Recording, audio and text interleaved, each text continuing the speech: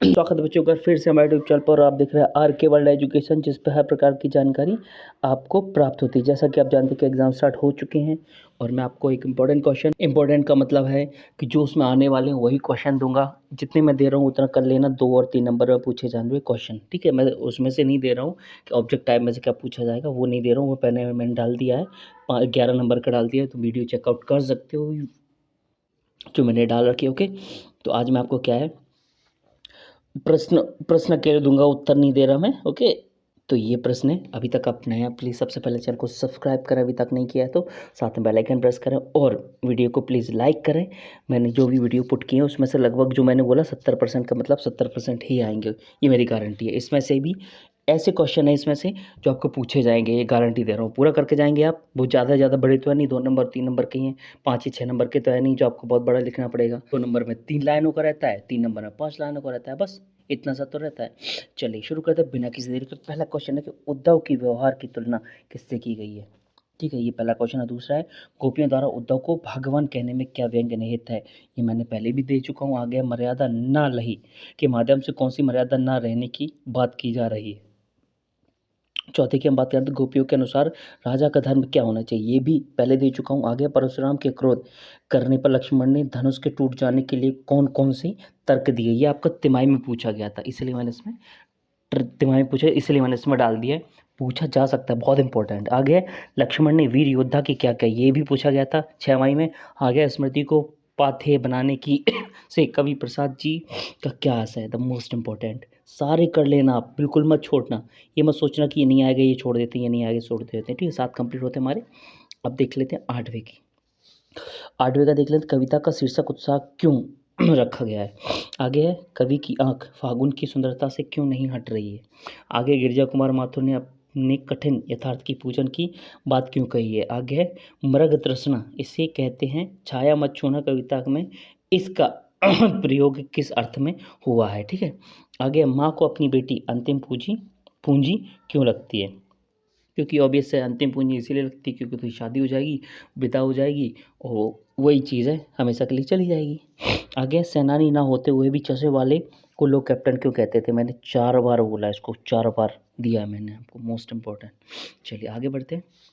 बाल गोविंद भगत की पुत्र वधु उन्हें अकेले क्यों नहीं छोड़ना चाहती। 4 से 5 ये दिया है मैंने, कई बार बताया इनको। तो बाल गोविंद भगत ने अपनी बेटे की मृत्यु पर अपनी भावना किस तरह व्यक्त की, ठीक है। आगे है भारत की उपस्थिति देवदार की छाया जैसी क्यों लगती है। फादर की उपस्थिति है, ठीक है। आगे लेखक ने फादर बुल्के को मानवीय करुणा की दिव्य चमक क्यों कहा, द मोस्ट इंपॉर्टेंट। ये भी मैंने आपको कई बार बोला है। जब मैं पढ़ाता था ना आपको, जब मैं आपको क्या पढ़ाता था, आपको प्रश्न बैंक का क्वेश्चन पढ़ा रहा था, आपको प्रश्न बैंक का सॉल्यूशन नहीं बता रहा था, तब मैंने आपको बताया था। आगे मन्नू भंडारी के पिता ने रसोई को भटियार खाना कम से कम 3 बार पहले बता चुका हूँ आपको। आगे भारत की खोज ही सॉरी आगे है कि आग की खोज ही बहुत बड़ी खोज क्यों मानी गई, द मोस्ट इंपॉर्टेंट, पूछा जा सकता है। अभी बहुत अच्छा है। आगे वास्तविक अर्थों में संस्कृत व्यक्ति किसे कहा गया है, ठीक है। आगे स्त्रियों को पढ़ने से अनर्थ होते हैं, पढ़ने से अनर्थ होते हैं, कुतर्कवादियों की इस दलील का खंडन द्विवेदी जी ने कैसे किया। आगे है भोलेनाथ अपने साथियों को देखकर सिसकना क्यों भूल गए, ये तो प्री बोर्ड में आया था, याद हो आपको तो। आगे बच्चे माता पिता के प्रति अपने प्रेम को कैसे अभिव्यक्त करते हैं, प्री बोर्ड मैंने दिए थे आपको और उसमें आए थे भी, ठीक है। आगे है कि जॉर्ज पंचम की नाक को पुनः लगाने के लिए मूर्तिकार ने क्या क्या प्रयत्न किए, तिमाही में।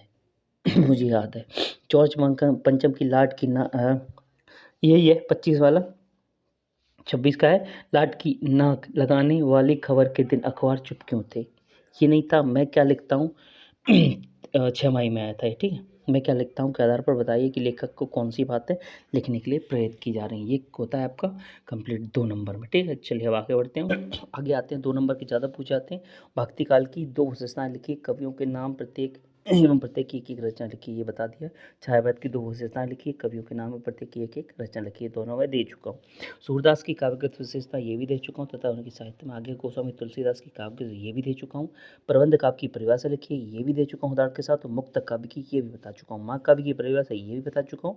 और खंड से आप क्या समझते, बस खंड काव्य से आप क्या समझते उदाहरण, ये सारे क्वेश्चन जो जितने भी आपको बता रहा हूँ सारे के सारे मैं आपको बता चुका हूँ। चलिए ये भी देख लें। श्रृंगार वीररस की परिभाषा उदाहरण से लिखी, मोस्ट इंपॉर्टेंट, सारे मैं आपको पहले ही बता चुका हूँ, याद रखना।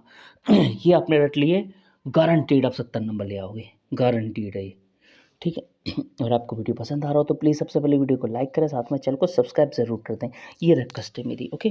प्यारे बच्चों आगे बढ़ते हैं कि छंद किसे कहते हैं, छंद के प्रकार लिखिए, मैंने कई बार 3 या 4 बार बताया है, ठीक है। आगे दोहा छंद की परिभाषा उदाहरण से लिखिए, ये मैंने नहीं बताया लेकिन फिर भी आप याद कर लेना, ओके। ज़्यादा बड़ी बात नहीं है, 2-2 नंबर वाले क्वेश्चन है, थोड़ा थोड़ा तो आपको बताना है, ठीक है। चौपाई छंद की परिभाषा, द मोस्ट इम्पॉर्टेंट, ठीक है। आगे हिंदी साहित्य में गद्य पद्य के विकास का काल विभाजन, नाटक एवं एकांकी में अंतर, अंतर में हमेशा क्या कहता हूँ, अंतर आपके 2 या 3 क्वेश्चन के बनते हैं, मतलब 5 नंबर आपको दे ही जाएंगे, एक 2 नंबर का बनेगा, एक 3 नंबर का बनेगा, ये गारंटीड है। आप क्वेश्चन पेपर आएगा कल का, देख लेना आप। 15वां कहानी और उपन्यास में अंतर, कहानी एवं एकांकी में क्या क्या हो सकता है, कहानी उपन्यास नाटक एकांकी हो गया। आत्मकथा जीवनी में 2 अंतर। आगे निपात शब्द की परिभाषा, ये आ गया प्री बोर्ड में, ठीक है। और मैंने अभी जो पहले क्वेश्चन पेपर डाल दिया, प्रश्न पेपर डाला है मैंने, वो देख लेना आप, वो मैंने बता के डाला है ऐसे ही, ठीक।